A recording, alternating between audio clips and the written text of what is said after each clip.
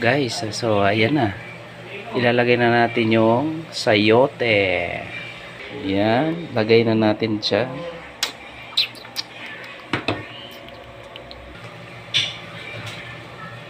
Halo kay Obe. Halo kay Obe. Yung anak mong makulit sa makulit. Alay, halika dito. Nagawa mo dyan. Gutom ka na ba? Gutom na ang bebe?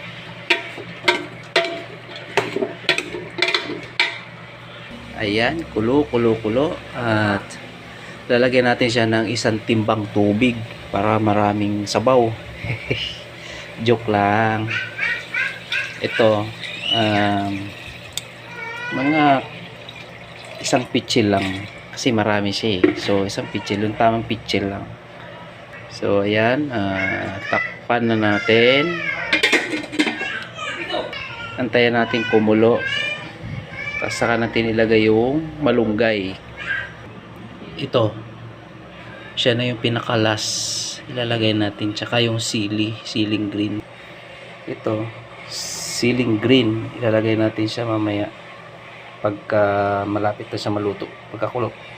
Ito naman yung sinahing natin guys. So pinatong natin yung bahaw na kanin para uminit din. Diba? Para masarap kumain. So ayan guys. Kumukulo na yung ating tinola. Dahil matabang. Dagdagan natin ng asin. So ayan o. Ito yung lemongrass. Sayote. So ayan, bitchin lang tayo. Hindi tayo gumagamit ng mga nor cubes, yung chicken cube. Hindi ako gumagamit nun. Okay. Ayan, luto na yung sayote. Lagay na natin yung malunggay. Leaves. Ayan, ayan na yung malunggay. Tapos, sili. Ayan guys, tara. Kain na tayo. Kain na tayo guys. Luto na siya. Tikim.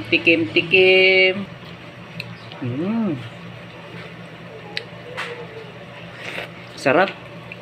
Sarap naman. Sarap.